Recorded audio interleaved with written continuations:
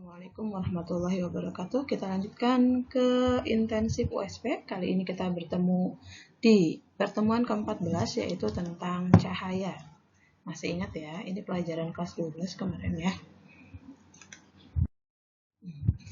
Iya, kita di cahaya ini Miss lebih kerucutkan kepada difraksi dan interferensi saja yang Miss bahas ya.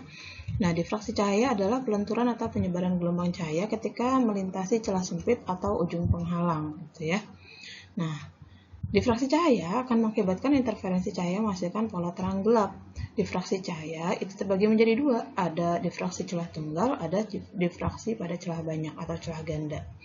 Nah, difraksi pada celah tunggal ini gambarnya ya. Nah, ini ada persamaan delta S sama dengan D sin theta atau sama dengan DY per L. Nah, rumus untuk polanya adalah delta S sama dengan N lambda. Sehingga kalau kita bikin persamaannya, maka dua persamaan ini akan kita gabung. Bentuknya akan menjadi D sin theta sama dengan N lambda. Atau bisa juga D Y per L sama dengan N lambda gitu. Dimana D-nya adalah lebar celah difraksi, Y-nya adalah jarak dari terang pusat ke pita gelap, L-nya adalah jarak celah ke layar, N-nya pola ke N bilangan bulat gitu ya. Dan θ-nya adalah sudut deviasi atau simpangannya. Nah, difraksi pada celah banyak sebetulnya rumusnya sama ya. Nanti kalau kita gabungkan maka D sin θ sama dengan N lambda juga gitu ya. Kita ke interferensi. Interferensi cahaya adalah perpaduan gelombang cahaya koheren yang menghasilkan pola terang gelap yang merupakan pola interferensi konstruktif-destruktif. Nah, interferensi konstruktif ini apa? Terjadi pada pola pita terang dan interferensi gelombang sefase. Nah, sementara interferensi destruktif terjadi pada pola pita gelap dan interferensinya gelombang berlawanan fase gitu. Nah, untuk interferensi pada celah ganda itu ditemukan oleh Thomas Young, makanya nanti kadang-kadang di soal itu adalah interferensi Young gitu ya, percobaan Young. Nah, persamaan interferensi pada celah ganda itu D sin θ sama dengan DY per L. Gitu. Rumus pola terangnya N dikali lambda. Rumus pola gelapnya N min setengah dikali lambda. Gitu ya. Kita masuk ke contoh soal. Di sini diketahui bahwa seberkas sinar monokromatis dengan panjang gelombangnya. Ini ada panjang gelombangnya ya. Ada panjang gelombangnya. Bentar. Ini panjang gelombangnya 6000 angstrom, di mana 1 angstromnya adalah 10 pangkat min 10 meter. Mengenai celah sempit selebar D, agar pola difraksi orde gelap kedua terjadi pada saat 30 derajat, besar D adalah, nah ini sudah dia bilang bahwa ini adalah pola difraksi berarti ya. Nah, kita tulis dulu yang diketahuinya tadi adalah panjang gelombangnya. Panjang gelombangnya 6000 angstrom. Nah, 6000 angstrom ini kita ubah dulu ke dalam meter ya. 6000 itu kalau kita tulis berarti 6 kali 10 pangkat 3. Angstromnya kita ubah jadi min 10. Maka sama dengan 6 kali 10 pangkat min 7 meter gitu. Nah, kalau kita mau ubah dari meter ke milimeter berarti dia kali 10 pangkat min 7-nya kali 10 pangkat milimeter. 1 meter berapa milimeter? Pangkat 3 ya. Jadi di sini 6 kali 10 pangkat min 4 milimeter. Difraksi orde gelap kedua, berarti N-nya sama dengan 2. Nah, ada sudutnya. Sudutnya adalah 30 derajat. Yang ditanya apa tadi? Besar D-nya ya. Yang ditanya adalah besar D-nya. Gini. Kita jawab ya. Kita jawab D sin θ sama dengan N kali lambda. Maka D sama dengan N kali lambda dibagi dengan sin θ gitu.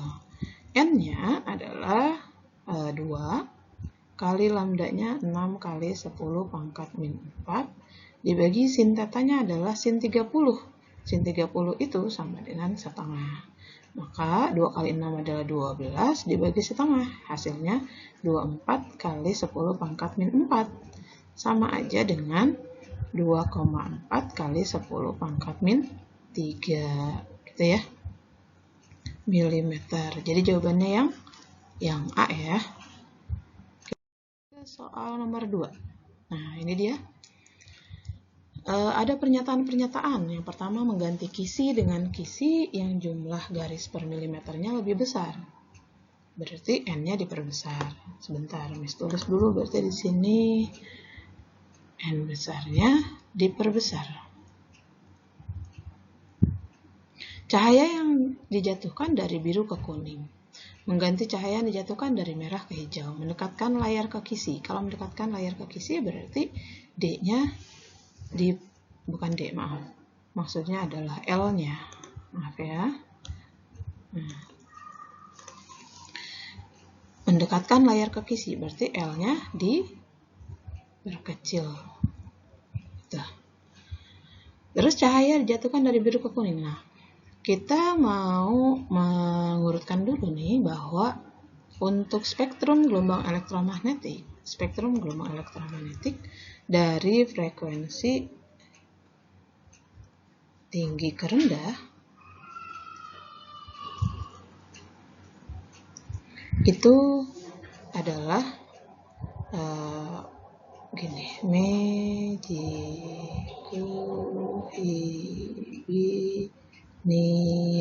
nah ini frekuensi yang paling tinggi adalah ungu, 2 nila, 3 biru, 4 hijau, 5 kuning, 6 jingga, 7 merah. Ini kalau frekuensinya dari tinggi ke rendah. Sementara untuk lambdanya itu yang paling besar adalah mulai dari yang bawah gitu ya. Karena frekuensi berbanding terbalik dengan lambdanya. Gitu. Nah, sekarang yang diminta di soal ini, ingat ya, lambda tinggi itu adalah yang merah. Yang termasuk upaya memperbesar lebar pita terang. Nah, yang ditanya di soal ini adalah upayanya. Upaya untuk memperbesar lebar pita terang. Lebar pita terang itu apa? Y-nya ya. Jadi kita tulis dulu dy per L sama dengan N kali lambda. Kan gitu. Nah, D-nya kita ganti. Karena tadi di nomor 1 itu dia N-nya. Jadi kita ganti dulu dengan D sama dengan 1 per N. Maka di sini jadinya 1 per N Y per L sama dengan N lambda. Sehingga kalau kita mau mencari Y, karena di sini dia minta Y-nya ya, Y-nya, maka Y itu sama dengan N kali lambda dikali L dikali N. Gini. Inilah faktor-faktor yang akan mempengaruhi besarnya lebar pita terang. Gitu ya. Apa aja? Ordenya pastinya. Kemudian panjang gelombangnya. Kemudian Miss tulis di sini ya. Ini berarti kan dia jarak layarnya ya. Jarak layar ini adalah kisinya, tetapan kisi. Nah, ini panjang gelombangnya. Nah, gitu. Jadi kalau dia Y-nya mau diperbesar, dia akan sebanding dengan lambda. Y juga akan sebanding dengan L. Y juga akan sebanding dengan N. Nah, kalau Y-nya mau dibesarkan, berarti lambdanya harus yang besar. Kita cek dulu, nomor 1 itu betul tidak?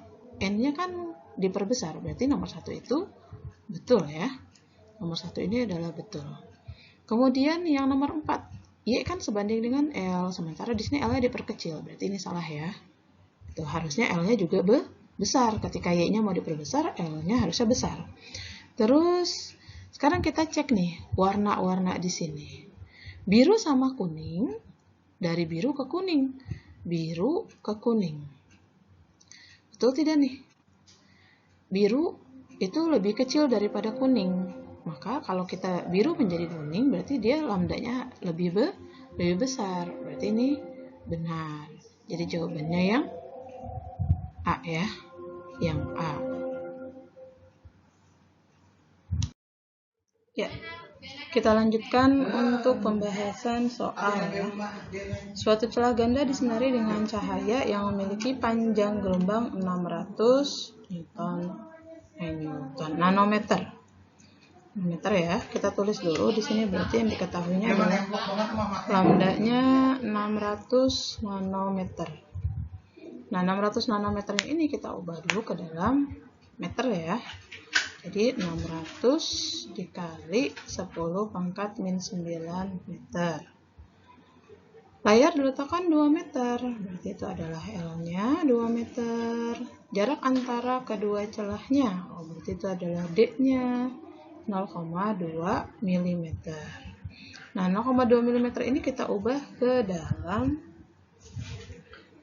sentimeter boleh ya. Berarti 0,2 dikali 10 pangkat min 1 cm. Ini kita ubah juga jadi 2 kali 10 pangkat 2 cm. Ini juga kita ubah jadi 600 kali 10 pangkat min 9 kali 10 pangkat 2. Ini ya, jadi 6 kali 10 pangkat min 5 cm. Maka jarak terang kedua dari terang pusat, yang ditanya berarti Y-nya. Y-nya ya, yang ditanya adalah Y-nya. Terang kedua itu berarti menunjukkan ordenya 2 gitu. Yang ditanya adalah Y-nya. Kita jawab ya. Kita jawab dy per L sama dengan N kali lambda. Maka Y sama dengan N kali lambda kali L per D. N-nya 2, lambda-nya 6 kali 10 pangkat 2, L-nya 2 kali 10 pangkat 2 dibagi dengan D-nya 0,2 kali 10 pangkat min 1, itu kita ubah jadi 2 kali 10 pangkat min 2 ya, 2 tuh. Nah, ini 2-nya kita coret nih, jadi 12 ya, 12 kali 10 pangkat min 5 kali 10 pangkat 2 sama min 2. Min 2-nya naik ke atas, jadi pangkat 4. Jadi 12 kali 10 pangkat min 5, 4, min 1, yaitu 1,2 cm. Gitu ya. Kita lanjut soal selanjutnya ya. Pernyataan yang benar yang mana nih? Gitu. Diingat ya, bahwa rumus untuk interferensi adalah dy per L sama dengan N kali lambda. Pernyataan yang pertama, lebar garis terang yang teramati pada layar berbanding lurus garis terang, berarti Y ya, banding lurus dengan panjang gelombang. Betul ya, berarti ya, karena Y ini banding lurus dengan lambda. Berarti pernyataan yang pertama ini benar. Kemudian yang kedua, lebar garis terang yang teramati pada layar berbanding terbalik dengan panjang gelombang. Salah ya, karena dia bandingnya harusnya banding lurus gitu. Ini salah. Jarak layar ke celah itu berarti L ya, berbanding lurus dengan lebar garis terang. Ini kalau kita ubah ini rumusnya bisa jadi Y sama dengan N kali lambda kali L per D gitu ya. Nah, di sini dia bilang katanya jarak Y-nya ini, Y yang ini nih, banding lurus dengan lebar garis terang. Dengan lebar jarak layar ke celah banding lurus. Ini banding lurus ya, betul ya. Berarti nomor 3 ini adalah betul gitu. Nomor 4, jarak layar ke celah banding terbalik. Oh, salah ya. Jadi jawabannya adalah yang 1 dan 3. Ini jadi jawabannya. Ya, bisa akhiri pembahasan kita cahaya. Silakan dicatat di modulmu ya. Jangan lupa like dan tinggalkan komen nama kalian di kolom komen. Bisa akhiri. Assalamualaikum warahmatullahi wabarakatuh. Dah.